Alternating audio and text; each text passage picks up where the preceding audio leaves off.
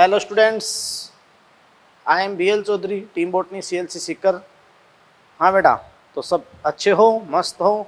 NCERT line to line, Hindi English एक एक शब्द एक एक लाइन NCERT क्लियर हो रही है डायग्राम के साथ, और करनी है आपको, है ना। और 12th के साथ टॉप रैंक लानी है बेटा। तो स्वागत आपका लेक्चर 91 में। प्रीवियस लेक्चर में बेटा अपने एम्ब्रियोजेनेसिस बताया, उसमें घबराने की जरूरत नहीं है कि जाइगोट सेल में पहला ट्रांसफर डिवीजन कर दूं, एक लार्जर सेल्स बन जाएगी, एक स्मॉलर। बेसल सेल लार्जर माइक्रोपैलिक्यूल हो और स्मॉलर चले जाएगी। अब चाहे वो सीधा भी जान दो चाहे उल्टा भी जान दो, आपको डायरेक्शन याद रखनी है कि माइक्रोपैलिक्यूल लार्जर बेसल और स्मॉलर जो एपिकल सेल है, एम्ब्रियोनल सेल है, वो अपन बात चले जाएगी। और बस अब वो जो बेसल बनी वो सस्पेंसर बना देगी, क्योंकि एम्ब्रियो निर्माण में तो आंशिक यूज आएगी, एम्ब्रियो निर्माण में उसका ज़्यादा महत्व नहीं है। और जो एम्ब्रियोनल सेल है वो एम्ब्रियो बनाएगी, तो ये प्री डिटरमाइन हो गया। अब अपन बात बेटा कि वो जो बेसल हो 6 से 10 डिवीजन कर लेगी डाइकोट में, तो 6 से 10 ट्रांसवर्स बस।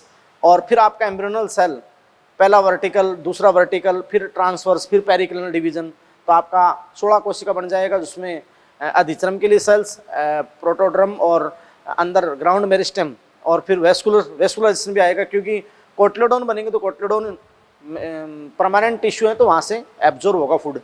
यस, तो वेस्कुलराइजेशन भी एम्ब्रियो में हो जाता है, जरूरी भी है, तभी अपन बात करें कोटलेडोन से प्लूम्यूलो रेडिकल तक वो ट्रांसपोर्ट होगा फूड का। फिर अपन बात करते हैं बेटा कि वहाँ जो 2 कोटलेडोन और एम्ब्रियो एक्सिस प्लूम्यूल रेडिकल आपके बन गए थे।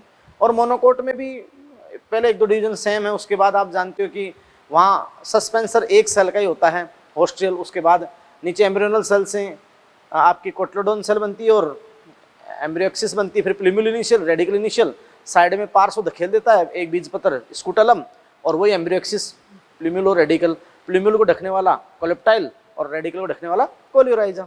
यस बेटा, तो ये सारी बातें अपन ने कल डायग्राम के थ्रू और बहुत स्टेप बाय स्टेप आपको बताई। और आज अपन यहाँ स्टार्ट करते हैं जो अपन बात रहा कि आप मॉर्फोलॉजी में भी बस थोड़ा बहुत पढ़ चुके हो, लेकिन हम वापस से 100 पर स्टार्ट करते हैं, सीड एंड फ्रूट। तो first of all upon start करते हैं सीड। सीड बेटा, तो आज का टॉपिक है सीड, बीज। यस बेटा, ये लो जी, सीड बीज। क्लियर? अब अच्छे से पता तुम्हें कि जब सिनगेमी हुई तो जाइगोट बना, और ट्रिपल फ्यूजन हुआ तो प्राइमरी एंडोस्पर्म न्यूक्लियस बना। जाइगोट रेस्टिंग फेज में रहा, एंडोस्पर्म टिश्यू बन गया, फिर जाइगोट से एम्ब्रियो बनना स्टार्ट हुआ, मैच्योर एम्ब्रियो तक एंडोस्पर्म कंज्यूम हो गया पूरा पूरा, तब तो नॉन एंडोस्पर्मिक, और अगर रिमेन रह गया तो एंडोस्पर्मिक। तो जाइगोट जैसे जैसे एम्ब्रियो में कन्वर्ट होता है वैसे वैसे ओव्यूल जो परिपक्व है, बीजांड, निषेचित बीजांड ओव्यूल सीड में, और ओव्यूल के ऊपर जो सुरक्षात्मक इंटीग्यूमेंट्स थे वो सीड कोट में, बीजावरण में, और साथ में ओवेरी वाल पेरिकार्प, ओवेरी वाल फल भित्ति में या ओवेरी वाल फ्रूट में, है ना। तो ओवेरी वाल साथ में क्या, फ्रूट में। अब ये जाइगोट से एम्ब्रियो, ओव्यूल से सीड और ओवेरी से फ्रूट, ये तीनों साथ साथ होता है। ऐसा नहीं पहले एम्ब्रियो बन जाएगा फिर सीड बनेगा फिर फ्रूट बनेगा, ऐसा कभी नहीं होता। तो प्यारे बच्चों, मेरे बच्चों ध्यान दो, सीड बीज। यस, तो ध्यान दो बेटा, डेफिनेशन क्या है कि अपन कहते हैं कि परिपक्व है निषेचित बीजांड ही, परिपक्व है निषेचित बीजांड ही बीज कहलाता है। परिपक्व है निषेचित बीजांड बीज कहलाता है। बात को समझ रहे हैं? तो अपन कहें कि भाई mature fertilised ovule known as seed, mature fertilised ovule known as seed. तो निषेचन के बाद निषेचित होते ही परिपक्व निषेचित बीजांडी क्या कहलाता है बेटा, सीड कहलाता है। यानी a fertilised ovule is called a seed, निषेचित बीजांड ही बीज कहलाता है। यस बेटा, अब देखो अपन बात करें आपके सामने कि भाई जो सीड होता है उसमें क्या क्या चीज होती है। तो देखो बेटा, मैं आपके सामने बात करूं कि सीड बीज, तो आप भी समझ सकते हो कि जो सीड है, बीज है, फर्टिलाइज्ड ओव्यूल है, अब इस सीड में 2 पार्ट होते हैं। ये लो जी, फर्स्ट जैसे अपन कहें फर्स्ट सीड कोट, ये लो सीड कोट बीजावरण, बीजावरण सीड कोट। क्लियर है बेटा, सीड कोट। और सेकंड अपना सबसे महत्वपूर्ण जो भाग होता है इसका वो होता है एम्ब्रियो, एम्ब्रियो भ्रूण। यस, फर्स्ट ऑफ ऑल तो बेटा अपन कहें कि भी सीड कोट किससे निर्मित होता है तो आपको पता है कि ये जो सीड कोट है ये तो किससे निर्मित होता है, जो सुरक्षा बीजांड के ऊपर जो सुरक्षात्मक आवरण होते हैं, इंटीग्यूमेंट। मैंने आपको बताया था वहां पर भी बीजांड की जब आपको स्ट्रक्चर बनाई थी तो वहां पर मैंने आपको इंटीग्यूमेंट बनाए थे आउटर इंटीग्यूमेंट और इनर इंटीग्यूमेंट। तो बेटा जो इंटीग्यूमेंट होते हैं, इंटीग्यूमेंट यानी अध्यावरण, तो इंटीग्यूमेंट से निर्मित होता है, इंटीग्यूमेंट से निर्मित। तो सीड कोट तो किससे निर्मित होता है बेटा, इंटीग्यूमेंट से, अध्यावरण से, अध्यावरण से। जो बीजांड के ऊपर सुरक्षात्मक आवरण होते हैं, अध्यावरण होते हैं, इंटीग्यूमेंट होते हैं, उससे अपन बात करें कि आपका निर्मित क्या होता है, सीड कोट, बीजावरण होता है। यस बेटा। अब देखो कि जो एम्ब्रियो है, भ्रूण है, तो भ्रूण किससे निर्मित होता है बताओ, जाइगोट सेल से, जाइगोट सेल से निर्मित होता है। क्लियर। तो ये आप समझ रहे हैं कि जाइगोट सेल से आपका निर्मित होता है क्या, भ्रूण। और आपने अच्छे से एम्ब्रियोजेनेसिस पढ़ा है।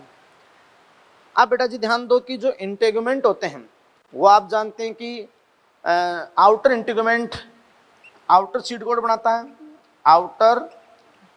सामान्यतः आपने कहा था कि जो बीजांड है वो बाइटेगमिक होते हैं। बाइटेगमिक बीज ओव्यूल क्या होते हैं बेटा, बाइटेगमिक कि ऐसे ओव्यूल जिन पर दो सुरक्षात्मक आवरण हो, बाह्य अध्यावरण और आंतरिक अध्यावरण।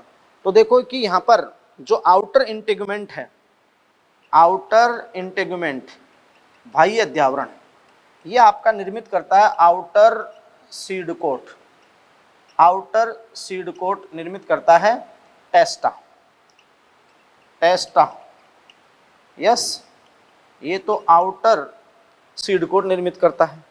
और ये जो अपन बात हो रहा है कि इनर इंटीग्यूमेंट है, इनर इंटीग्यूमेंट आंतरिक अध्यावरण, तो ये अपन बात हो रहा है कि इनर सीड कोट निर्मित करता है।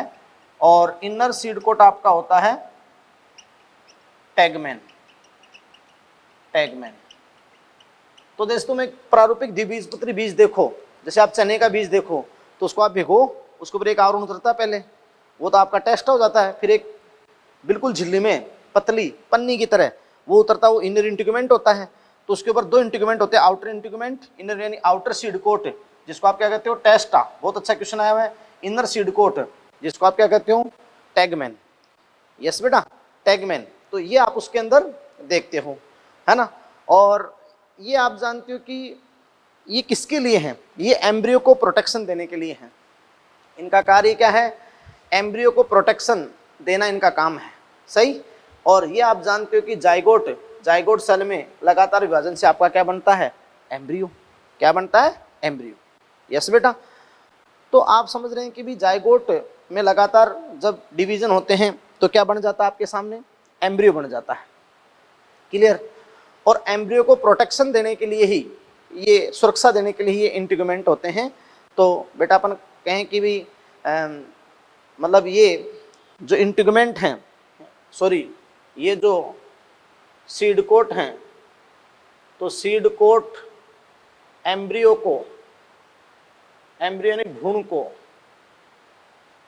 को सुरक्षा प्रदान करते हैं, सुरक्षा प्रदान करते हैं। इसके अलावा बेटा एक एंड होता है, जहां अपन बात हो रहा है कि ये इंटीग्यूमेंट एब्सेंट थे तो वहाँ एक पोर लाइक स्ट्रक्चर होती है।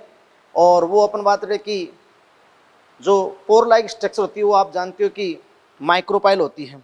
तो अपन कहें कि भाई माइक्रोपाइल, माइक्रोपाइल रह जाती है, remains as a pore, as a pore in seed coat, कि माइक्रोपाइल उस सीड कोट में एक छिद्र के समान रह जाती है, माइक्रोपाइल उस सीड कोट में एक छिद्र के समान रह जाती है। और वो किसमें हेल्प करती है, जैसे अपन बात रहे कि पैसेज ऑफ ऑक्सीजन, ऑक्सीजन या नमी के आदान प्रदान के अंदर। तो अपन कहें कि बेटा ये फैसिलिटेट करती है entry of O2 and water during germination of seed. तो यह बीज अंकुरण के दौरान, बीज के अंकुरण के दौरान अंदर ऑक्सीजन तथा नमी, पानी, ऑक्सीजन तथा नमी के प्रवेश को सुसाधित करती है, प्रवेश को सुसाधित करती है, फैसिलिटेट करती है, सुसाधित करती है। बात को समझ रहे हो बेटा? तो ये आपकी बात हो गई, ये पूरा सीड कोट की बात हो गई और ये एम्ब्रियो की, तो ये सीड का आपकी बात हो गई। अब आप जानते हो कि सीड में एंडोस्पर्म भ्रूणपोष, एंडोस्पर्म भ्रूणपोष उपस्थित हो भी सकता है और नहीं भी हो सकता। उपस्थित हो भी सकता है भाई, अगर मान लो कि ये एम्ब्रियो, जब जाइगोट से एम्ब्रियो डेवलप हो रहा है, एम्ब्रियोजेनेसिस हो रहा है और मैच्योर एम्ब्रियो के अंदर ये कन्वर्ट हो रहा है, मैच्योर एम्ब्रियो के अंदर, अगर मैच्योर एम्ब्रियो में कन्वर्ट होते होते इसने पूरे भ्रूणपोष का यूज कर लिया, तब तो है भ्रूणपोषी, तो एंडोस्पर्म नहीं है। और अगर भ्रूणपोष शेष रह गया तो भ्रूणपोषी। तो एंडोस्पर्म बीज में, भ्रूणपोष बीज में उपस्थित भी हो सकता है और अनुपस्थित भी, भाई प्रेजेंट भी हो सकता है और एब्सेंट भी, अनुपस्थित भी। यस बेटा, ये सारी बात हो गई, क्लियर? तो ये अपन बात कर रहे हैं कि सीड की। अब अपन बात करते हैं बेटा, देखो एक सीड होता है, तो एक सीड के अंदर दो पीढ़ियां उसके अंदर पिटलियां या फिर दो पीढ़ियां उपस्थित होती है। तो बहुत ही इंपॉर्टेंट बात मैं आपके सामने करता हूं कि यहाँ पर मैं समझा देता हूं, इसको आप पूरा समझ गए, राइट कर लिया है। अब देखो बेटा कि एक सीड में दो जनरेशन होती है या दो पिटलियां छुपी होती हैं। मैं आपको बताऊं,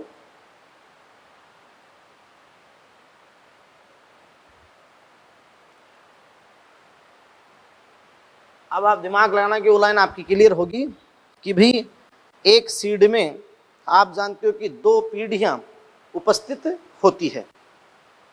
तो आप यहां लिखेंगे एक बीज में,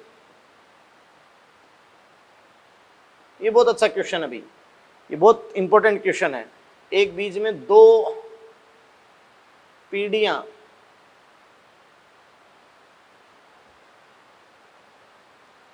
उपस्थित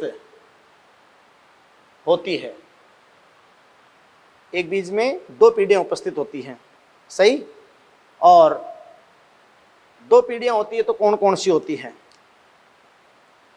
ये दो पिटलियां उपस्थित, फर्स्ट आपकी होती है जनक बीजाणुद्भिद, जनक बीजाणुद्भिद मतलब पेरेंट स्पोरोफाइट, या फिर बेटा इसे अपन नाम ले सकते हैं कि पैतृक स्पोरोफाइट। तो एक पीढ़ी तो आपकी होती है जनक बीजाणुद्भिद, या अपन कहें कि पैतृक स्पोरोफाइट, पैतृक बीजाणुद्भिद आपकी होती है। तो बेटा देखो ये जनक बीजाणुद्भिद तो क्या होती है, मैं आपको बताऊं। जनक बीजाणुद्भिद तो सीड कोट होते हैं, बीज आवरण, सीड कोट है ना, बीज आवरण, जो आपके सामने किससे निर्मित होते हैं? इंटीग्यूमेंट से, जो इंटीग्यूमेंट से निर्मित होते हैं, अध्यावरण से निर्मित। ये लो जी, तो बहुत इंपॉर्टेंट क्वेश्चन, कंपटीशन के लिए बहुत इंपॉर्टेंट क्वेश्चन।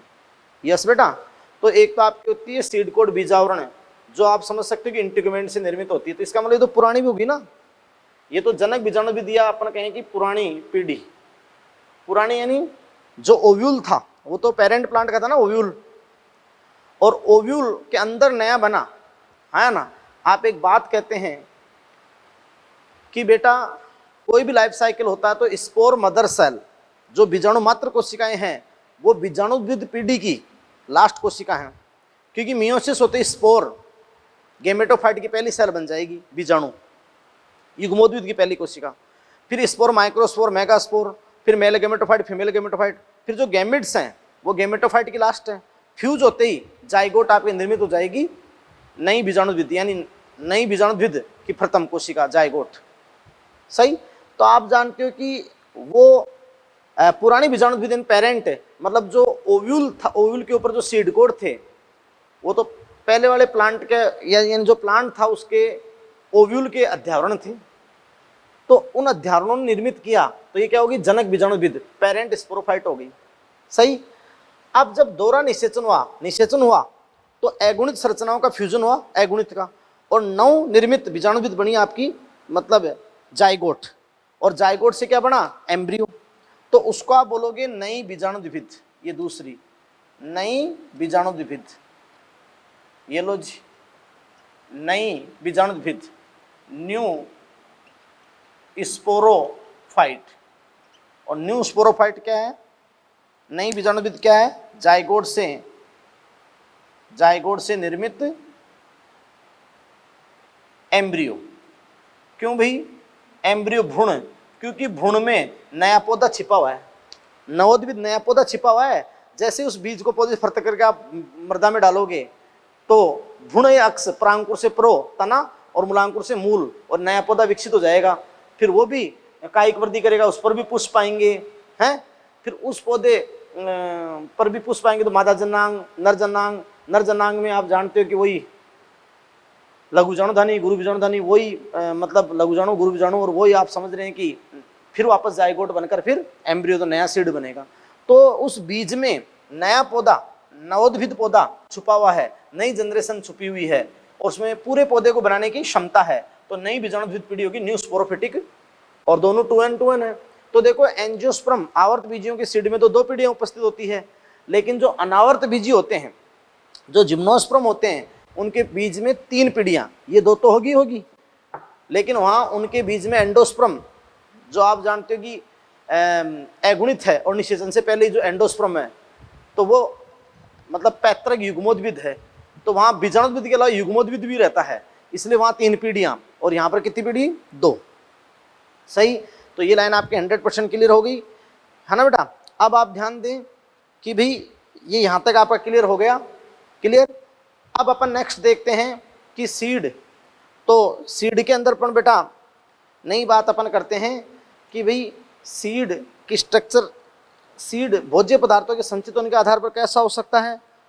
आवर्त बीजों में सीड के एडवांटेजेस, सीड के लाभ क्या हैं, और फिर कहेंगे कि सीड डोरमेंसी, बीज प्रसुप्ता क्या है, और सीड वायबिलिटी, बीज की जो जीवन क्षमता होती है वो क्या होती है। यस। तो नेक्स्ट देखिए आप बेटा, देखो आपको कुछ सीड की स्ट्रक्चर्स दिखाई गई यहाँ पे। तो देखो बेटा कि जैसे बीन होता है ना, डाइकोट होता है, सेम, तो सेम की फली में सेम के बीज होते हैं, किडनी शेप होते हैं। तो ये जैसे अपन बात करें कि सेम के अपन बात करें कि किसको, ये कोटलेडोन को, बीज पत्र को बताया गया है, कोटलेडोन को। और जैसे अब एक बीज पत्र लेकर अपन बात करें कि उसके अंदर उस सिरे पर माइक्रोपाइल और ये भ्रूणी अक्ष को बताया गया है, तो ये कोटलेडोन। ऐसे देखो जानते हो कैस्टर, अरंड, कैस्टर भी डाइकोट होते हुए एंडोस्पर्मिक है। तो देखो सिद्ध करेंगे डाइकोट होते हुए भ्रूणपोषी है ना बेटा। तो ध्यान दो, देखो इसमें कैस्टर में ये सीड कोट हो गए, आउटर इनर सीड कोट हो गए, सीड कोट हो गए ना। यस। ऐसे ये एंडोस्पर्म, ये भ्रूणपोष, एंडोस्पर्म भ्रूणपोष, ये कोटलेडोन्स हैं, कोटलेडोन है, और एम्ब्रियो एक्सिस में हाइपोकोटिल एक्सिस है, हाइपोकोटिल। और फिर आपको सेंसर में घुमावा बता रखा है ऐसे, हाइपोकोटिल, और फिर आप जानते हो कि एपिकल, मतलब एपिकोटिल या प्लूम्यूल आपका होता है। यस। ये सबसे इंपॉर्टेंट जो आपके 11th में भी दे रखा था, मोनोकोट यानी मेज सीड, मक्का के बीज का डायग्राम दे रखा है, मेज सीड, मक्का के बीज का। तो बेटा वही बात देखो कि बीज अभी एक बीजपत्री बीज है, ये कैसा भी एक बीजपत्री बीज है, सॉरी एक बीजपत्री बीज है। यस। अब मोनोकोट है तो बीज में एम्ब्रियो एक्सिस तो हो गई, प्रांकुर मूलांकुर वो तो है ही, एम्ब्रियो एक्सिस तो सही। जैसे अपन कहते हैं कि भी सीड, फिर मैं बता दूं कि सीड में 2 स्ट्रक्चर आपकी होगी, सीड कोट जो आउटर टेस्टा टैगमेन, और ये आपका हो गया एम्ब्रियो। लेकिन एम्ब्रियो में क्या होता है, जो मैं आपको पहले बता चुका हूं कि एम्ब्रियो के अंदर आपका होता है एम्ब्रियो एक्सिस, भ्रूणीय अक्ष, भ्रूणीय अक्ष, एम्ब्रियो एक्सिस होता है, भ्रूणीय अक्ष होता है। एक आपका होता है प्लूम्यूल, प्रांकुर, और दूसरा आपका होता है रेडिकल, मूलांकुर। और ये आपका होता है कोटिलियोडोन, मतलब बीज पत्र। अब अगर एक बीजपत्री है तो एक कोटिलिडोन होगा, द्विबीजपत्री है तो दो कोटिलिडोन होंगे। तो देखो यहां पर तो एक बीजपत्री है, तो ये साइड में पार्श्व रूप में तीखा, ये अपन बात रहे कि बीजपत्र है, इसको आप बोलते हो स्कूटेलम। और आपने कहा था कि एक बीजपत्रियों के जो बीजपत्र आप क्या कहोगे, स्कूटेलम कहोगे। ये तो विकसित बीजपत्र स्कूटेलम। अब कुछ ग्रासेज में अगर हासित एपिब्लास्ट, बाकी ये स्कूटेलम है, जो वास्तविक बीजपत्र है स्कूटेलम हो गया, स्कूटेलम। और ये आपके सामने एम्ब्रियोक्सिस है, ये आपके सामने एम्ब्रियोक्सिस है। तो ये बेटा प्लीम्यूल है, प्लीम्यूल प्रांकुर। अब सो खोखली प्रणीय संरचनाएं घेरे रहती है, इसको आप कहते हो कोलियोप्टाइल प्रांकुर चोल, है ना, प्रांकुर चोल, ये लो जी। और ये अपन बात रहे कि आपका क्या है, रेडिकल मूलांकुर। और यहां आपका क्या है, कोलियोराइजा, कोलियोराइजा। तो ये हो गया, तो ये भ्रूण पूरा हो गया, ये भ्रूण हो गया एम्ब्रियो, एम्ब्रियोक्सिस, ये एम्ब्रियोक्सिस हो गया। और ये एक बीजपत्र स्कूटेलम, सही। अब ये मोनोकोट है, मेज सीड है, तो जानते हो एंडोस्पर्म है, और यहाँ एंडोस्पर्म प्रोटीनेस मटेरियल, प्रोटीनी पदार्थ को स्टोर करता है। तो ये अपन बात रहे कि पूरा आपका क्या है इसके अंदर, एंडोस्पर्म, ये बल्कि एंडोस्पर्म है ना। तो ये आपका हो गया एंडोस्पर्म, एंडोस्पर्म भ्रूणपोष। और ये चारों तरफ अपन बात रहे कि इसके अंदर क्या होता है कि इसमें चारों तरफ जो सीड कोट और पेरिकार्प दोनों फ्यूज होती हैं। तो सीड कोट और पेरिकार्प फ्यूज होती हैं क्योंकि ये ड्राई सीड, वो ड्राई फ्रूट होते हैं पेरिकार्प। तो क्योंकि इनमें ये एस पोटेंशियल, शुष्क एस पोटेंशियल फल है, तो फल भित्ति को और बीजों को अलग नहीं, बीज आवरण को अलग नहीं कर सकते। पेरिकार्प हो गई फल भित्ति, फल भित्ति, उसके साथ ही बीजाणु संलयित है। और ये एक लेयर इसको अलग करती है बीजाणु, ये लेयर, इस लेयर को आप कहते हो एल्यूरोन। क्या कहते हो, एल्यूरोन लेयर, एल्यूरोन लेयर कहते हो। ये एल्यूरोन लेयर भी गुणिता त्रिएन ही होती है, एल्यूरोन प्रत की गुणिता भी क्या होती है, त्रिएन। और ये भी भ्रूणपोष को इंगित करती है, ये प्रोटीनस पदार्थ को संचय करती है। तो एल्यूरोन त्रिएन ही होती है इसकी गुणिता, और भ्रूणपोष की। तो ये एक बीजपत्री, बीज की आपके सामने क्या होगी, संरचना हो गई। बात को समझ रहे हैं, क्लियर। अब नेक्स्ट आपको मैंने बताया था कि भाई अपन बीज के लाभ क्या हैं, आवर्त बीजियों को जो बहुत अच्छे से एनसीईआरटी में दे रखे हैं। एनसीईआरटी में ये डायग्राम तो कुछ देने के बाद में सबसे इंपॉर्टेंट ये दे रखा है बीज के लाभ क्या हैं, बीज प्रसुप्ता क्या होती है, और बीज की जीवन क्षमता के तो इतने गजब एग्जाम्पल वहाँ बता रखे हैं एनसीईआरटी पेज में, और कहीं नहीं बता रखे हैं। जो ल्यूपिन वाला जो एनसीईआरटी के थ्रू एग्जाम में कई बार आ गया, तो यहाँ से आप एक एक शब्द को क्लियर करें, और मैं पूरी एनसीईआरटी आपको क्लियर कराऊंगा, है ना, क्लियर। तो नेक्स्ट आप बेटा देखो कि संचित भोज्य पदार्थों के आधार पर बीज के प्रकार, वो पहले मैं आपको बता चुका था, समझा चुका हूँ। जब मैंने आपको एंडोस्पर्म पढ़ाया था तो वहाँ आपको मैंने बताया था ना, भ्रूणपोषी बीज, अभ्रूणपोषी बीज और परिभ्रूणपोषी, वो सारी बात मैंने आपको बताई थी। तो देखो बेटा कि संचित भोज्य पदार्थों, संचित भोज्य पदार्थों जो स्टोर फूड है, तो संचित भोज्य पदार्थों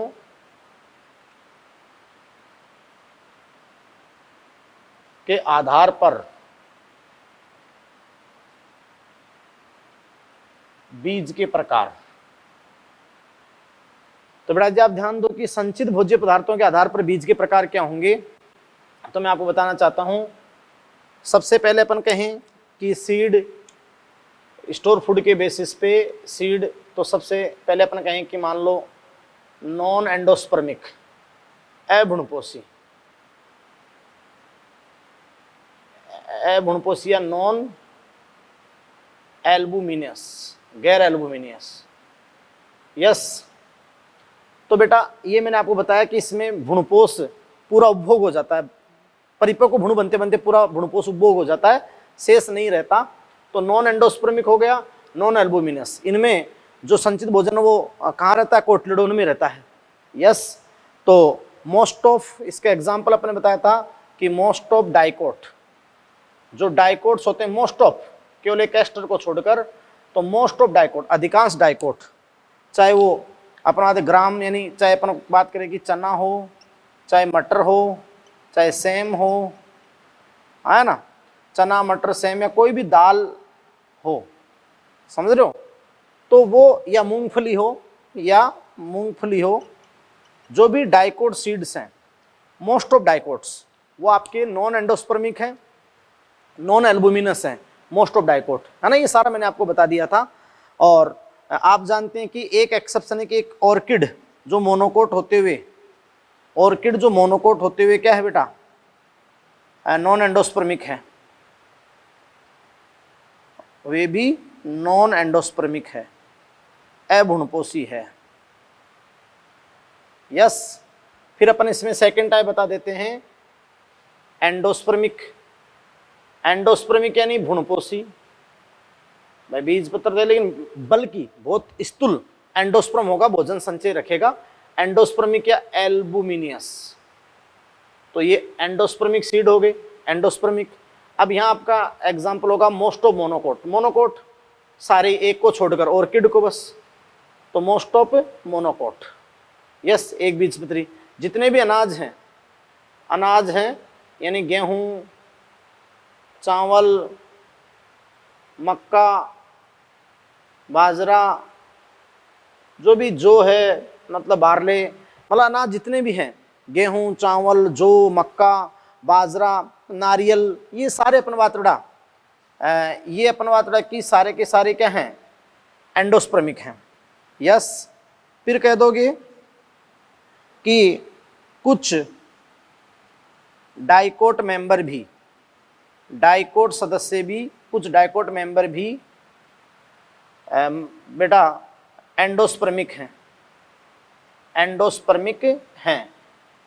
जैसे कि अपन कहें कैस्टर, कुछ जगह सनफ्लोर को बताया गया है, अब तो एनसेट गया, लेकिन एनसेट में सोलेनेसी के मेंबरों को बताया गया है, बीज का आकार छोटे होने के कारण कुछ सोलेनेसी के मेंबर, मतलब सोलेनेसी कुल के सदस्यों को बताया गया है। फिर मैंने आपको एक चीज बताई बेटा, पेरिस्पर्मिक सीड। पेरिस्पर्मिक सीड मैंने आपको बताया बेटा कि जब जो न्यूसेलस था, बीजांड का उत्तक था जिसने एमएमसी बनाई थी, अगर मान लो न्यूसेलस ही चिरस्थायी रह जाए, परसिस्टेंट न्यूसेलस, पुरानी बीजाणुद्विद पीढ़ी, ये न्यूसेलस अगर रह जाए, बीजांड का जिसकी गुणिता 2n है, अगर ये भी शेष रह जाए ज़्यादा बनने से, मैंने आपको बताया था, तो जैसे बीट, चुकंदर और ब्लैक पीपर, काली मिर्च, यानी चुकंदर और काली मिर्च जो आपके परिभ्रूणपोषी होते हैं। यस, तो ये संचित भोज्य पदार्थों के आधार पर मैंने आपको सीड के टाइप बता दिए। अब मैं कहता हूं बेटा कि सीड से इन आवर्त बीजों को क्या बेनिफिट्स हैं, क्या एडवांटेज हैं, क्लियर? तो वो अपन एडवांटेज क्लियर करते हैं। तो ये आपका हो गया, पहले भी हो गया था, फिर मैंने क्लियर कर दिया आपके सामने। क्लियर बेटा? तो नेक्स्ट देखते हैं।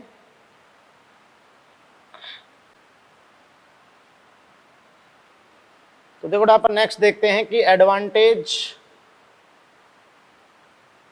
Advantage of seed to angiosperm, यानी आवर्त बीजों के लिए बीज के लाभ। Advantage of seed to angiosperm, यानी आवर्त बीजों के लिए बीज के लाभ। क्लियर? तो आप जानते हैं बेटा कि आवर्त बीजों को बीज के क्या क्या बेनिफिट्स हैं, क्या क्या लाभ हैं।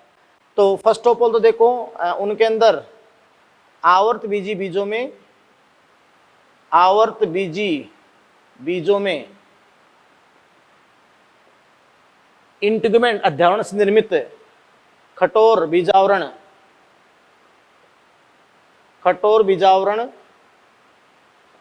हार्ड सीड कोट, कठोर बीजावरण उपस्थित होते हैं,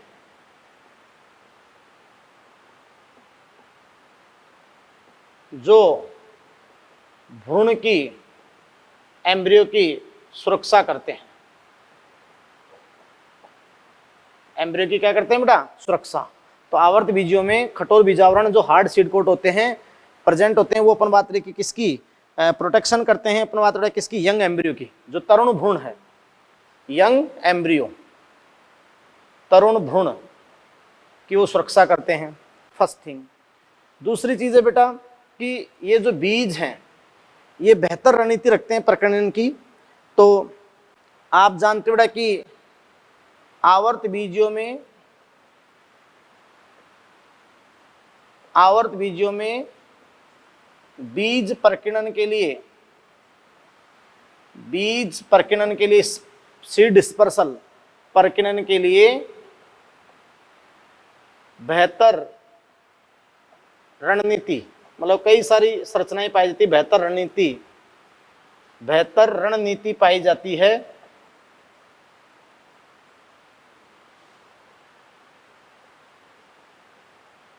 जो इनके नए क्षेत्र में फैलाव के लिए आवश्यक है।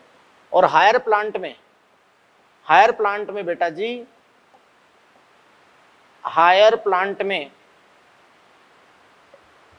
सबसे ज्यादा जो विविधता वो एंजियोस्पर्म की है। तो बेटा ये सारी चीज देखो आगे जुड़ेगी इकोलॉजी से। जैसे 11वीं में अपन जिम्नोस्पर्म के बाद में आपको एंजियोस्पर्म कभी छोड़ देता, आपको लगता है, लेकिन अब आपका एंजियोस्पर्म बड़े लेवल पे हो गया ना, है ना। इसलिए आप तो मस्त होकर लाइन टू लाइन पढ़ाया करो, सब चीजें हो जाती है ना।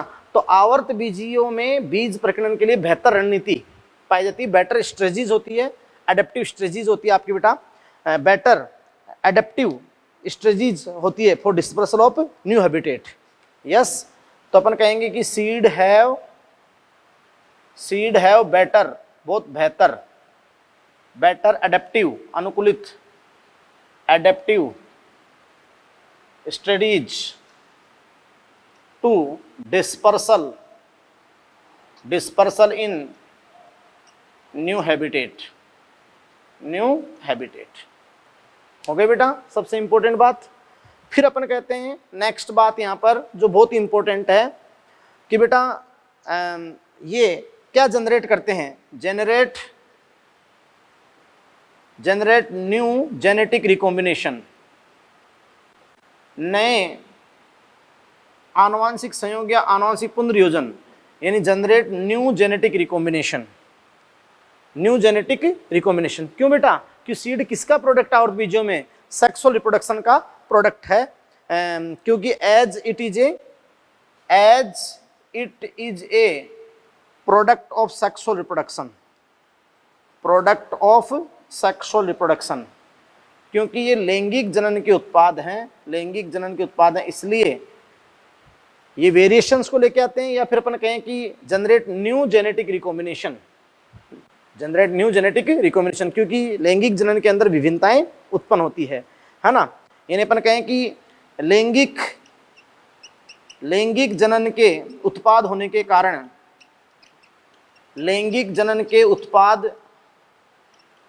कारण,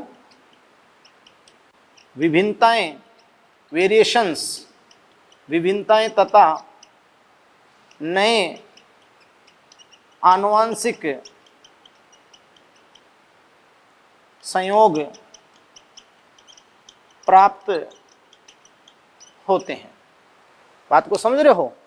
इसके अलावा अपन ने कहा था कि बेटा कोटलेडोन में सफिशिएंट फूड होता है जो नवोद्भिदों को देने के लिए, है ना, मतलब उसको पोषण प्रदान कर सकता है। यानी आप कहोगे कि बीजों में या बीजों के बीज पत्रों में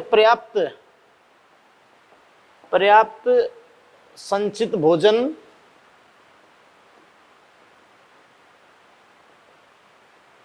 उपलब्ध होता है या उपस्थित होता है,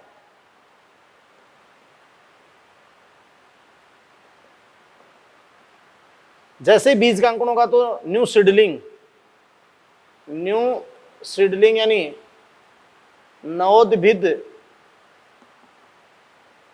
पादपों को प्रकाश संश्लेषण की क्षमता आने तक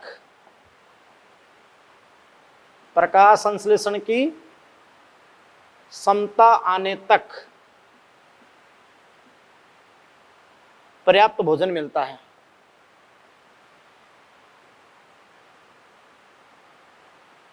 यस बेटा, तो ये सारी बातें मैंने आपके सामने लिख दी है ना बेटा, कि बीज में संचित भोज्य पदार्थ नवोद्भिद में प्रकाश संश्लेषण की क्षमता आने तक उसे पोषण प्रदान करते हैं।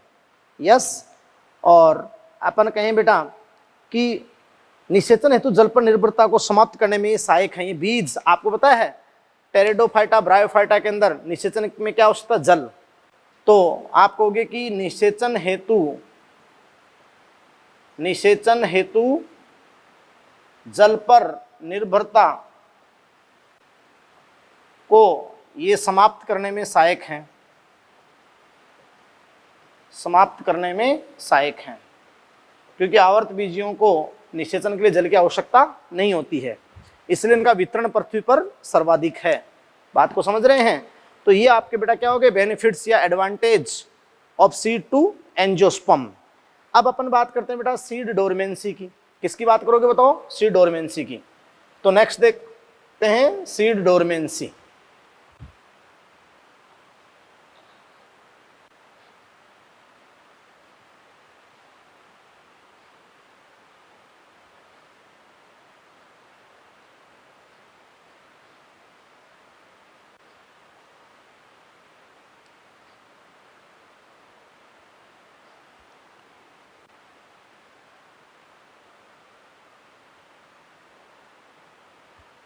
टाइम लगेगा बेटा।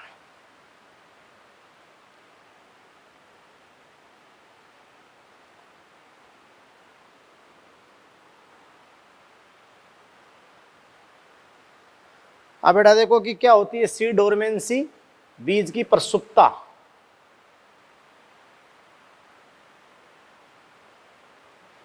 सीड डोरमेंसी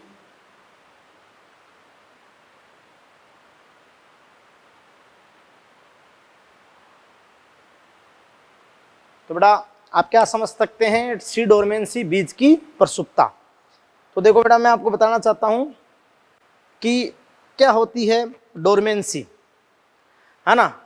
मतलब अपन कहें बेटा कि यह एक अवस्था है, एक टाइम पीरियड है, एक अवस्था है कि जिसमें सीड में जर्मिनेट होने में वो सक्षम नहीं हो।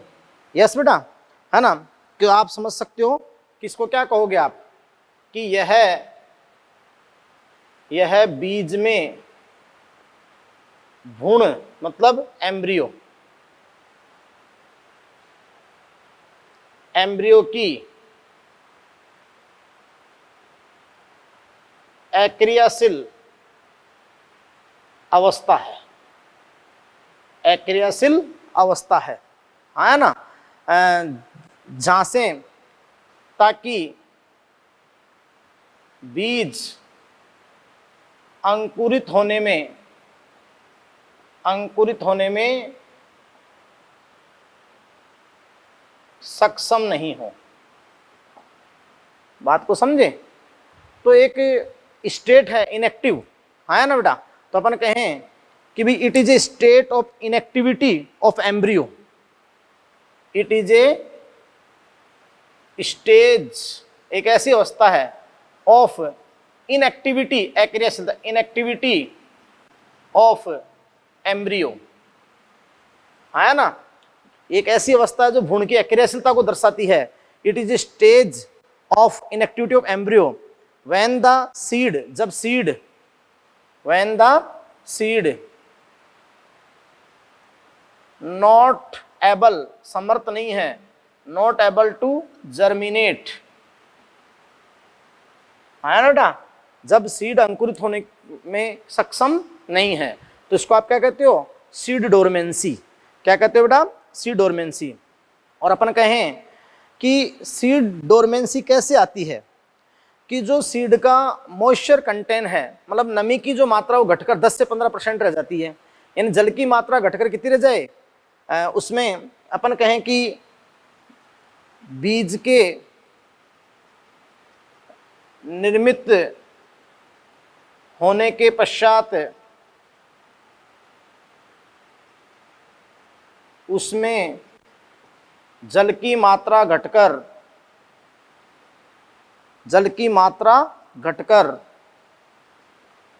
10-15% तक रह जाती है। यानी अपन कहें कि मॉइस्चर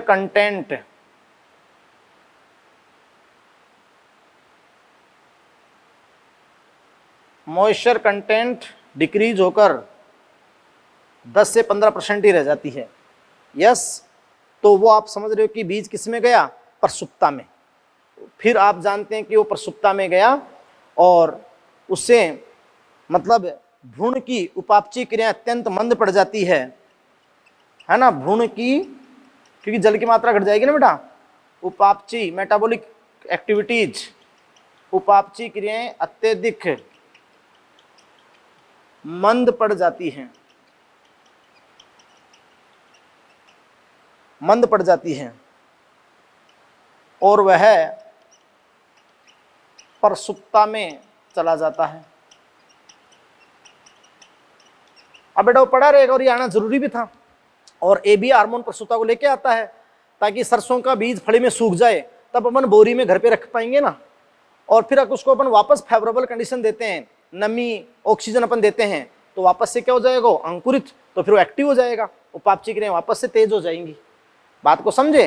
तो उस पीरियड को आप कहते हो सीड डोरमेंसी, सीड डोरमेंसी। अब देखो कि कुछ बीजों में तो सीड डोरमेंसी मतलब आसानी से टूट जाती है, कुछ में नहीं भी टूटती है। इसके अलावा कुछ अंकुरण रोधी पदार्थ भी होते हैं जो बीज में क्या लेके आते हैं, प्रसुप्ता। तो अगर अपन नेक्स्ट बात कहें कि प्रसुप्ता के कारण बीजों का अंकुरण अनुकूल परिस्थिति आने पर ही होता है ना, और वो प्रतिकूल आवास से बचे रहते हैं, प्रतिकूल आवासों से वो क्या होते हैं बेटा, बचे रहते हैं। तो फिर आप एक चीज ये कहोगे कि कुछ अंकुरण रोधी पदार्थ भी बीज प्रसुप्ता को लेके आते हैं, बीज प्रसुप्ता को स्थापित करते हैं। कुछ अंकुरण रोधी पदार्थ भी होते हैं जो बीज प्रसुप्ता को स्थापित करते हैं। अब अपन बात करते हैं बेटा कि प्रसुप्ता कारण बीजों का अंकुरण अनुकूल परिस्थितियों के आने पर ही होता है। यस, तो देखो जब डोरमेंसी रहेगी प्रसुप्ता, तो प्रसुप्ता के कारण बीजों का अंकुरण अनुकूल परिस्थितियों के आने पर ही होगा।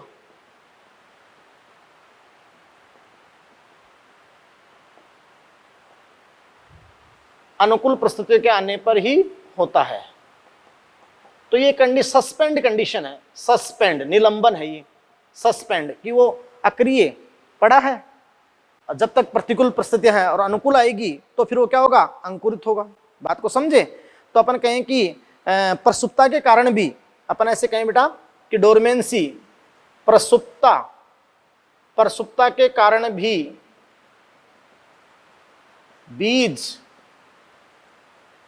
प्रतिकूल परिस्थितियों से बचे रहते हैं, प्रतिकूल परिस्थितियों से बचे रहते हैं बेटा।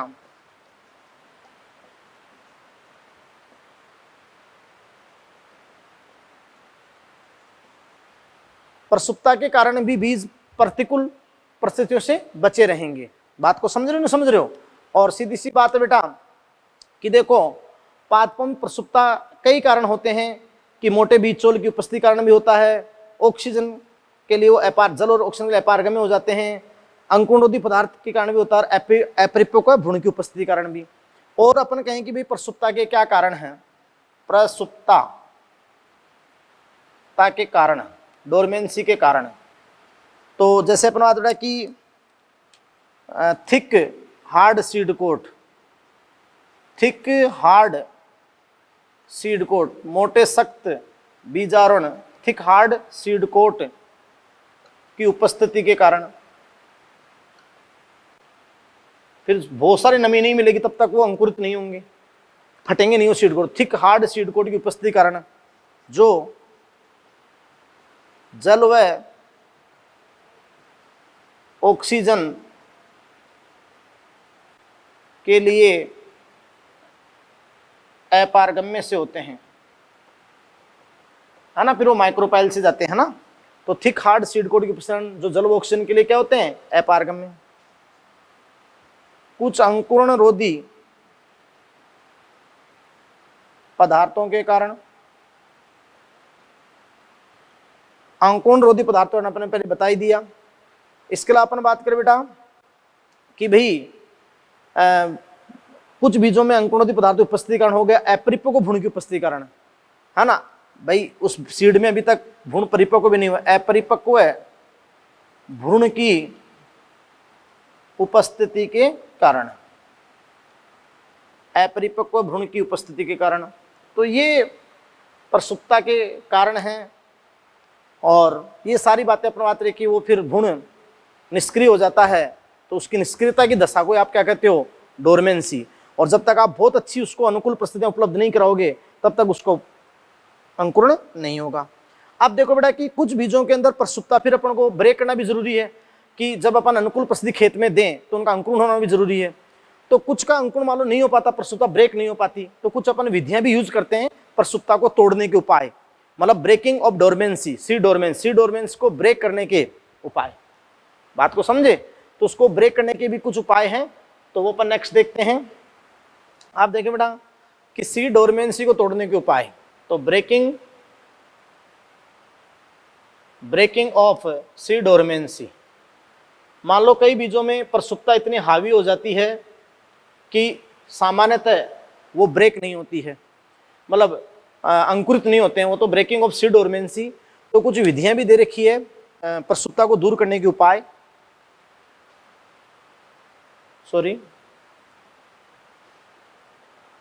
प्रसुप्ता को दूर करने के उपाय।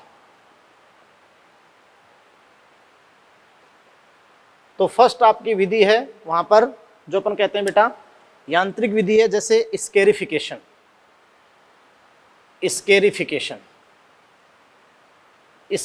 होता है छीलना या छितरना, स्केरिफिकेशन।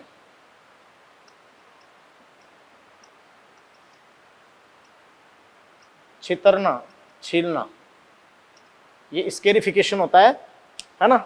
और ये एक यांत्रिक विधि है ना। यानी अपन क्या करते हैं, जैसे मूंगफली होती है, कभी कभी मूंगफली की डोरमेंसी भंग नहीं होती है, अपन अगर नमी भी दे दे तो भी, तो फिर अपन क्या करते हैं कि भाई मोटे बीज चोल को खुरचना, बीज चोल को खुरचना, यानी यांत्रिक रगड़, स्केरिफिकेशन। यस, तो ये आपकी होती है स्केरिफिकेशन और ये एक यांत्रिक विधि है।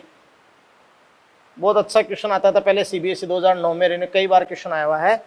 और दूसरी आपका एक टर्म है स्ट्रेटिफिकेशन, एक स्तर विन्यास भी होता है, वो इकोलॉजी में होता है, आपका होता है स्ट्रेटिफिकेशन। स्ट्रेटिफिकेशन क्या है बेटा कि लो टेम्परेचर देकर, निम्न ताप देकर अपन बात रही प्रसुप्ता को अपन भंग करें, तो अपन बात रहे कि स्ट्रेटिफिकेशन आपका होता है, यानी बीजों को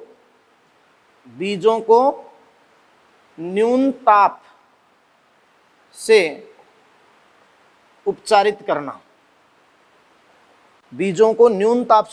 लो टेम्परेचर से ट्रीटमेंट देना, लो टेम्परेचर से ट्रीट करना, उनको न्यून ताप का उपचार देना, तो ये आपका होता है स्ट्रेटिफिकेशन। तो बेटा ये दो आपकी विधियां हैं जो ब्रेकिंग ऑफ सी डोरमेंसी या फिर प्रसुप्ता को दूर करने के उपाय हैं। अब अपन बात करते हैं बेटा कि सीड वायबिलिटी क्या होती है और फिर बीज को अंकुरित होने के लिए क्या क्या आवश्यकताएं होती हैं। तो नेक्स्ट आप देखें,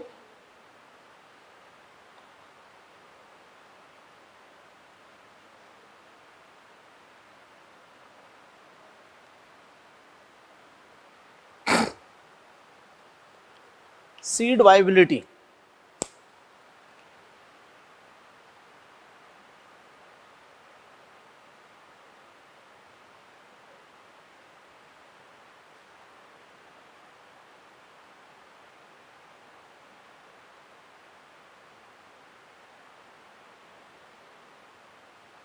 सीड वायबिलिटी, बीज की जीवन क्षमता।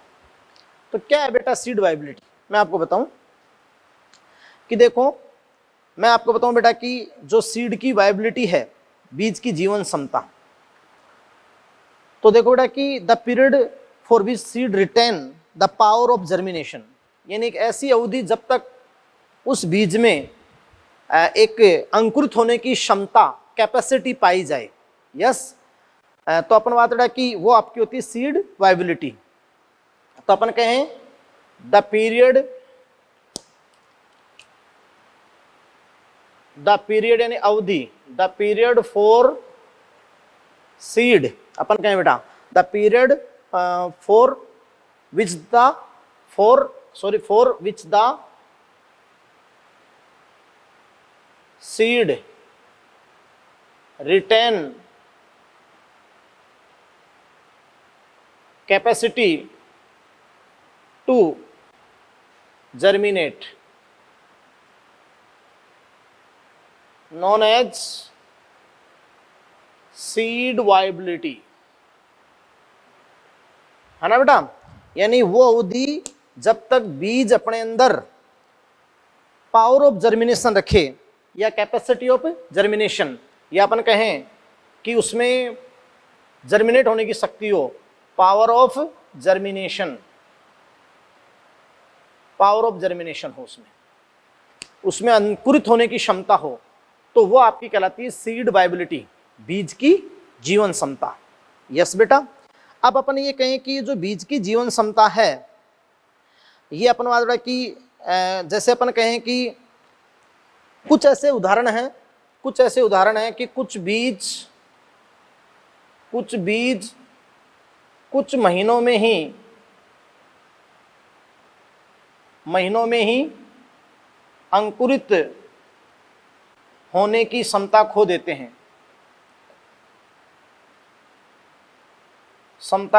हैं, तो कुछ तो हैं जो लॉस कर देते हैं जर्मिनेट होने की अपनी पावर को, अपनी एबिलिटी को, तो कुछ बीज कुछ महीनों में ही अंकुरित होने की क्षमता खो देते हैं। अपन कहते हैं कि there are example where seed loss viability within few months. जैसे अपन बात करें कि एग्जाम्पल, यहाँ पर आपका एग्जाम्पल होगा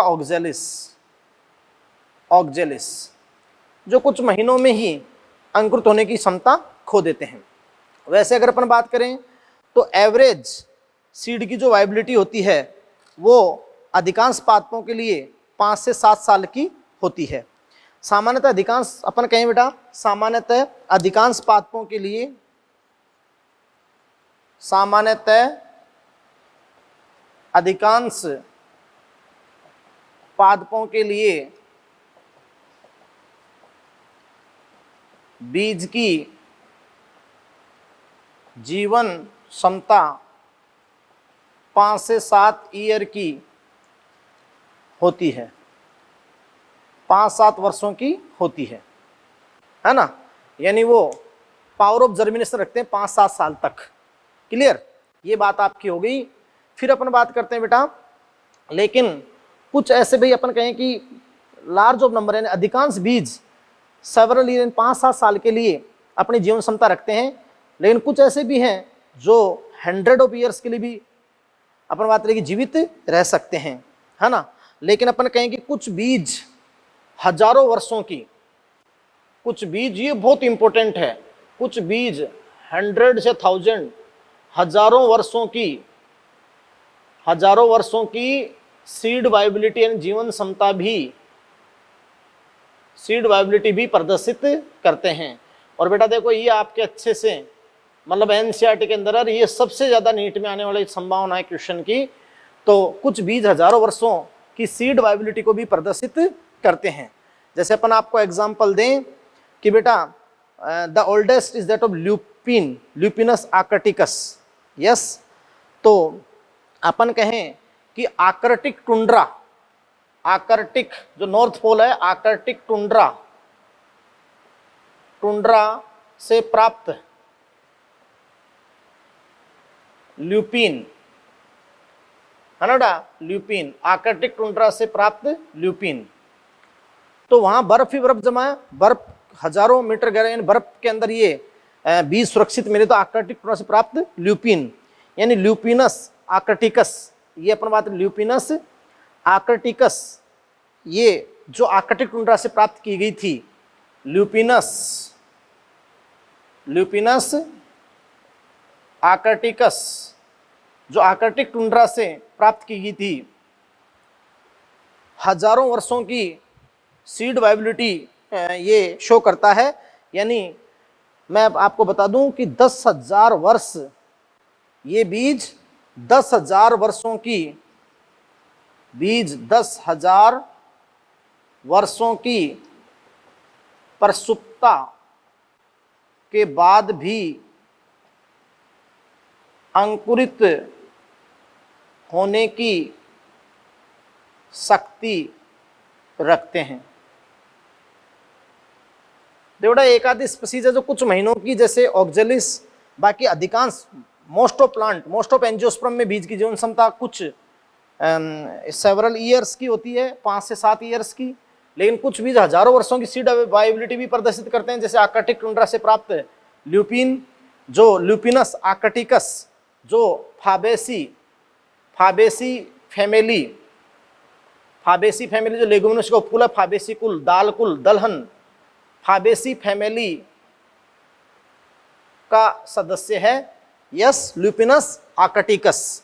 बात को समझ रहे हैं? और इसने आप जानते हो 10,000 वर्षों की डोरमेंसी के बाद भी इसमें अंकुरित होने की क्षमता थी। ऐसे अपन बात करें कि मर्द सागर डेथ सी की खुदाई से प्राप्त खजूर, तो वो 2,000 वर्षों की जीवन क्षमता रख रहे थे, है ना बेटा। जैसे अपन कहें कि मर्द सागर, यहां कहें अपन, नेक्स्ट एग्जांपल अपन ले ले जो बहुत इंपॉर्टेंट है। जैसे अपन कहें बेटा कि मर्द सागर डेड सी,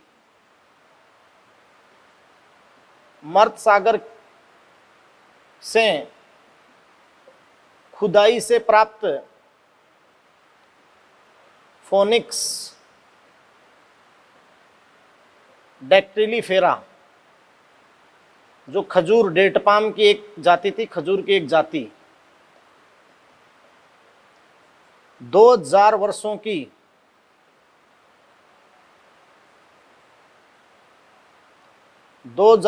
की डोरमेंसी के बाद अंकुरित हो सके।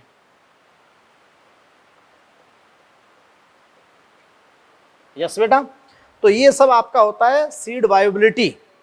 क्या होता है बेटा? सीड वायबिलिटी, यानी during archaeological king Herod palace dead sea 2,000 वर्ष की ये जो खजूर के बीज प्राप्त हुए थे, फोनिक्स डैक्टाइलीफेरा, ये प्राप्त आपके हुए थे। यस, ये बात आपकी, सारी बात आपकी हो गई। इसके बाद अपन बात करते हैं बेटा कि बीज को अंकुरित होने के लिए क्या क्या आवश्यकताएं होती है। तो आप नेक्स्ट देखिए कि सीड जर्मिनेशन के लिए क्या क्या आवश्यकताएं होती है। बेटा सीड जर्मिनेशन के लिए, बीज अंकुरण के लिए अगर सबसे प्रथम आवश्यकता है, भाई सीड जर्मिनेशन क्या है कि बीज के द्वारा न्यू सीडलिंग, नवोद्भिद पादप को विकसित करने की क्षमता, ये सीड जर्मिनेशन है कि बीज से नवोद्भिद पादप, परांकुर से प्रो और मूलांकुर से मूल, तो एक नवोद्भिद पादप, न्यू सीडलिंग स्थापित हो जाए, ये सीड जर्मिनेशन है। सीड जर्मिनेशन के लिए बेटा सबसे प्रमुख, सबसे पहली आवश्यकता है नमी। नमी है मॉइस्चर, नमी पहली आवश्यकता जो सबसे इंपॉर्टेंट है, नमी, कि फेवरेबल कंडीशन में, अनुकूल परिस्थितियों में उस बीज के द्वारा नवोद्भिद को विकसित करने की क्षमता बीज अंकुरण है, और उसमें सबसे इंपॉर्टेंट आवश्यक है नमी। तो बीज को अगर अपन नमी वाली मृदा में डालते हैं तो माइक्रोपाइल से वाटर अंदर जाता है। तो आप जानते हो विभेदात्मक वहाँ अंतःचूषण की क्षमता है, सीड कोट कम और अंदर ज्यादा होता है, तो वो कर्नेल जो भूणी अक्ष फूलता तो बीज आवरण टूट जाते हैं। तो नमी पहला कारक। दूसरा कारक है बेटा ऑक्सीजन। ऑक्सीजन जरूरी है क्योंकि जैसे ही वहाँ अंकुरण होगा तो विभजोतक विकसित होगा और वहाँ वो बहुत ही उपापचय सक्रिय होती है। तो दूसरी आवश्यकता आपकी क्या है? ऑक्सीजन। तीसरी है सुटेबल टेम्परेचर, है ना, उपयुक्त तापमान।